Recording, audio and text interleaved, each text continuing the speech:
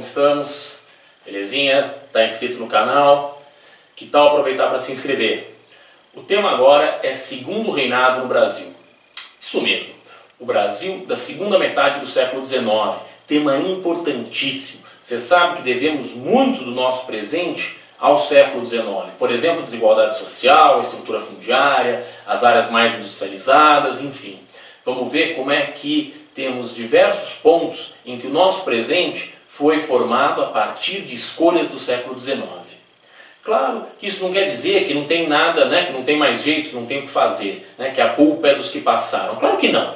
Claro que o futuro está em nossas mãos, mas temos que entender que o passado, que nos compõe, que nos forma, assim como nós ajudaremos a formar o futuro, foi do século XIX, muito importante para o Brasil que a gente tem de hoje. Para além disso, essa aula é fundamental para você que está prestando vestibular, especialmente que está buscando uma universidade pública.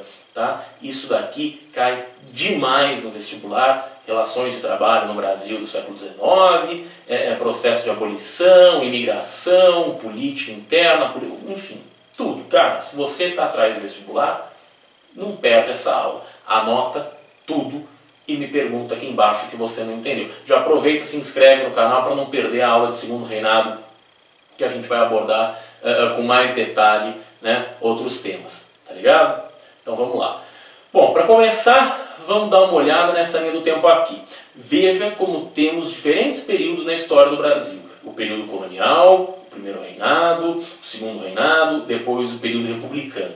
Evidentemente que dentro deles temos diversos pontos, diversas divisões que vamos ver detalhadamente. Por agora vamos dar uma olhada geral sobre o segundo reinado, primeiro sobre política, depois na economia.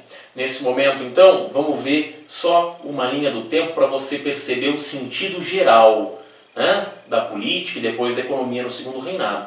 E no próximo vídeo a gente vai detalhar exatamente o que estava acontecendo. Tá certo? Bom, vamos lá. Então essa linha do tempo aqui, olha só, organiza alguns pontos importantes da política do período.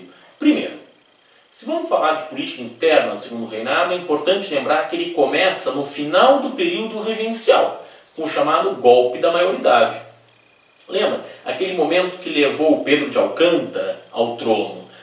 Ele foi coroado, então, esse rapaz é coroado, ele não tinha nem 15 anos. Como Dom Pedro II, o Dom Pedro de Alcântara, quando ele é coroado, ele recebe um título de imperador, Dom Pedro II, imperador do Brasil. Ainda do ponto de vista político, temos logo no início do segundo reinado as chamadas eleições do cacete. Um processo eleitoral muito violento que resultou inclusive na queda do gabinete liberal e no cancelamento daquelas eleições. Em 1842, temos ainda revoltas, ou as chamadas rebeliões liberais, que visavam, dos liberais, que visavam se aproximar do poder.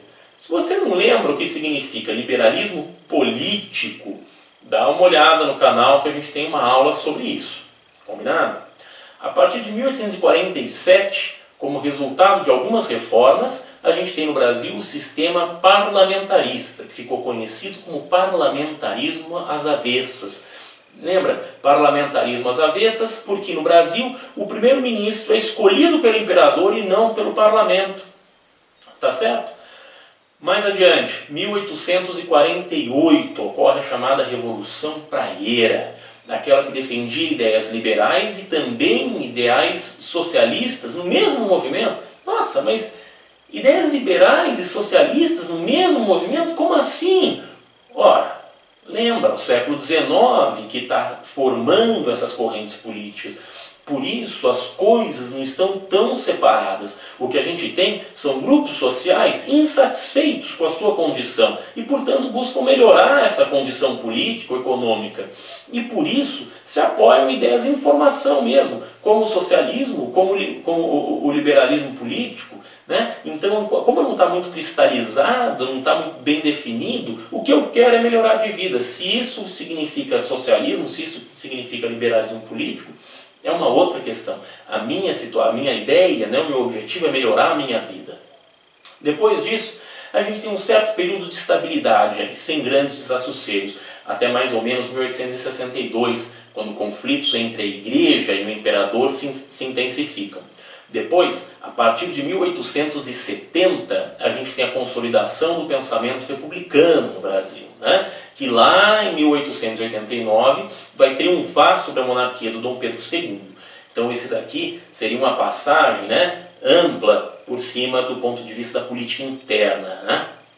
Do ponto de vista da economia, o segundo reinado apenas encontra mais tranquilidade com o café, que trazido ao Brasil no final do século XVIII ainda se consolida comercialmente lá na década de 30, né, 40, sustentando o império então. Mas vejam, essa linha do tempo aqui, agora com o mesmo período que a gente viu antes, né, ou seja, o segundo reinado, mas do ponto de vista da economia. Olha só, como entre 1830 e 1850 a gente tem a prosperidade do café no Vale do Paraíba e no leste, né, do estado de São Paulo. Depois ele vai lá para o oeste, né, na sua segunda fase. Em 1844 a gente tem a tarifa Alves Branco, que elevou as taxas de importação nas alfândegas do Brasil. Como consequência, né, de uma certa forma indireta, a gente vai ter condições, então, né, de estimular a indústria nacional, gerando a chamada Era Mauá, né, nesse período, um surto industrial. Nesse período, né, em 1844 a 1860, quando vem a tarifa Silva Ferraz, que anula a tarifa Alves Branco e as taxas de importação voltam a ser mais baixas, as taxas de importação voltam a ser mais baixas, né, fazendo então com que a Era Mauá chegue ao fim. Em 1850, olha esse ano, temos um ano importantíssimo, Lei de Terras e Lei Eusébio de Queiroz. Não é por acaso que as leis foram editadas no mesmo ano. Veja, o século XIX, né, no século XIX foi preciso pensar na transição da mão de obra escrava para a mão de obra assalariada. Ou seja, o Brasil precisaria seguir a tendência mundial de eliminar a escravidão. Mas de que forma fazer isso? Bom, como você sabe, né, trazendo imigrantes, não é isso?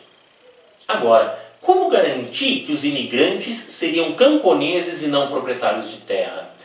Como garantir que eles não chegariam aqui para se tornar eles proprietários de terra, latifundiários ou pequenos proprietários, né, em lugar de se tornar mão de obra assalariada para a elite agrária?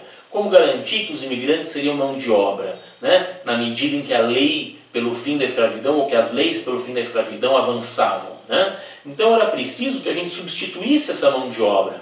A lei de terras faz o seguinte: ela diz que as terras precisam ser compradas, né, e que a posse não garante a sua propriedade. Ou seja, se o sujeito vier, né, se o imigrante ocupar as terras e começar a produzir, facilmente ele ia ser expulso das terras por não ter condição de comprar o seu registro. Entendeu? Então o latifundiário ia dizer: não, mas essas terras são minhas, eu compro o registro e expulso o camponês, expulso o imigrante dali, forçando o imigrante, portanto, a ser mão de obra assalariada e não proprietário. Agora, e a lei Eusébio de Queiroz? Essa lei proibia a importação de escravos da África. Assim, a gente encaminha para o fim da escravidão, né? Um fim lento, paulatino, demorado, absurdamente demorado. Vamos ser o último país da América, né? Acho que o último país do mundo, o país independente do mundo, a abolir a escravidão, lá em 1888.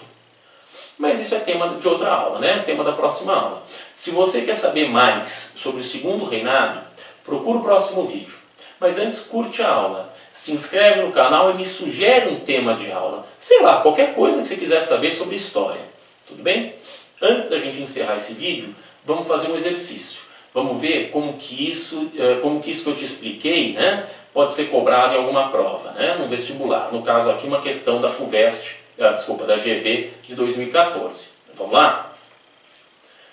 Somente a partir de 1850 vai se observar um maior dinamismo no desenvolvimento econômico do país, em geral, e de suas manufaturas em particular. O crescimento do número de empresas industriais se faria com relativa rapidez. Mas o que provocaria essas mudanças? É correto responder a indagação afirmando que: alternativa A, A Câmara dos Deputados aprovou medidas restritivas às importações com a proibição de entrada de mercadorias similares às já produzidas no país e também criou a primeira política industrial brasileira. Ou alternativa B. Houve a importante contribuição do fim do tráfico de escravos para o Brasil, que possibilitou a disponibilidade de capitais, além dos efeitos duradouros da agricultura, especialmente do café. A nacionalização do subsolo brasileiro, presente na Constituição Imperial, impulsionou os investimentos privados na exploração de mineral, conjuntamente com os incentivos governamentais na criação de estaleiros. Ou ocorreu uma rápida modernização nos grandes engenhos de açúcar do Nordeste em função dos financiamentos ingleses. Em 1851, fundou-se o Banco Estatal de Desenvolvimento. Ou alternativa E, acertou-se com a Inglaterra a renovação dos tratados de 1827, que ofereciam tarifas privilegiadas aos ingleses, e estes, em contrapartida, proporcionavam transferência de tecnologia industrial. Claro que ficamos com a alternativa B, não é isso? O café e a indústria conviveram a partir de 1850, tornando as atividades econômicas muito mais dinâmicas, né, sendo favorecido a indústria, né, pela tarifa Alves Branco. Belezinha? Bom, é isso. Espero que você tenha aprendido, que tenha gostado. Clica aí no próximo vídeo e a gente continua com o segundo reinado. Bom?